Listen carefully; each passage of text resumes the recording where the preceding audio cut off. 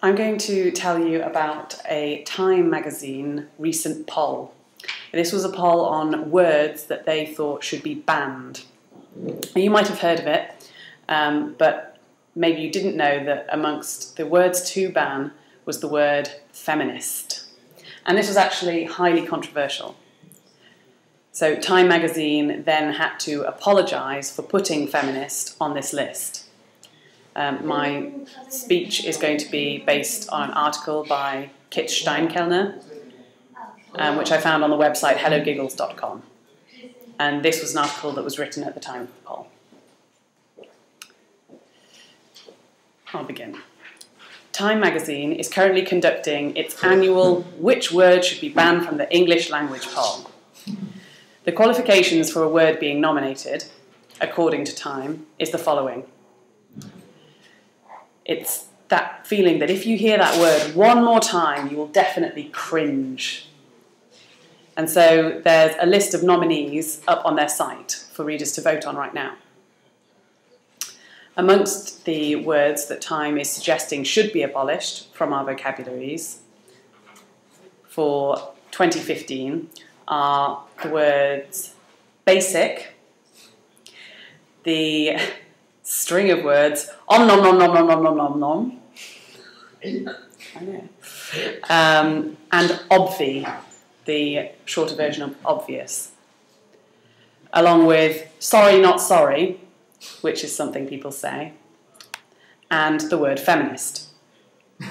Now, I don't know if it's just me, but I find it troubling that the word feminist is on a prestigious publication's list of words that should be banned from the English language. And the reasoning behind this proposed abolishment is also actually quite troubling. The idea is that you have nothing against feminism itself, but suddenly it's become this thing that every celebrity has to state their position on and say whether this word applies to them or not.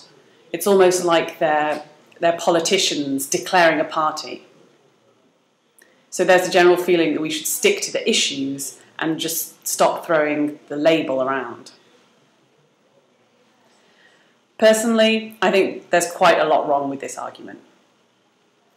If you have nothing against feminism itself, then why are you pushing to ban the word?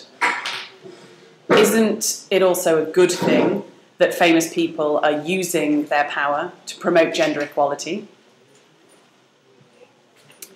How can we stick to the issues, as they say, if you don't even have this word that's so crucial for describing the issues that we're dealing with? And in our modern world, where 1 out of every 6 women will be the victim of attempted or completed rape over the course of her lifetime, and in a world where full-time working women earn just 77% of what their male counterparts earn, I don't think we should be talking about throwing the label around. That's just a very sneaky, malicious way of diminishing the very important and necessary work that feminists do every single day to try and make the world a better place, not just for women, but for men too.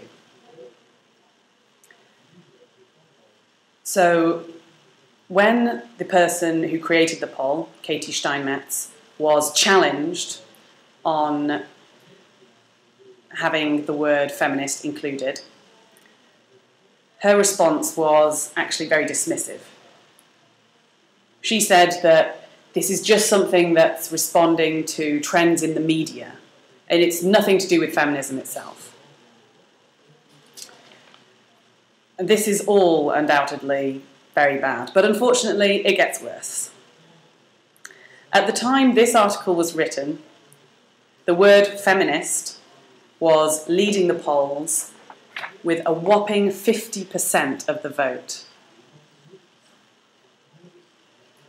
And instead of this being a true reflection of public opinion, it seems a lot like the word feminist is winning on these online polls because of trolls who are trolling and have been campaigning on a very female unfriendly sort of campaign.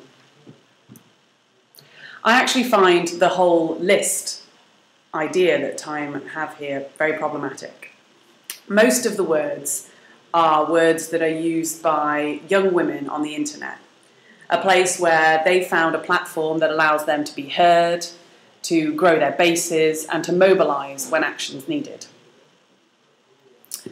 And I'm sure, as linguists, you all know, every culture has its own language. So it seems not only does this poll have a problem with the way young men and women speak, it has a problem with the idea of feminism. I'd like to round off by adding my own personal viewpoint. I'm sure you're well aware the feminist movement suffers from bad press, from a bad reputation, with people frequently confusing it for a lesbian, bra-burning, man-hater movement. But in fact, that's not what it's about at all. Feminism is nothing more than gender equality. And, by definition, gender equality goes both ways. Even if it's difficult to perfectly achieve, ultimately, you have to accept that it makes the world a better place. I think that the feminist movement is actually entering a new phase, with many young women starting to defend it. I'm sure you all know that various celebrities have also taken a stand and have declared themselves to be proud feminists. People like Taylor Swift, Beyonce, Emma Watson, and so on. And all of this is fantastic because it gives the movement a new face.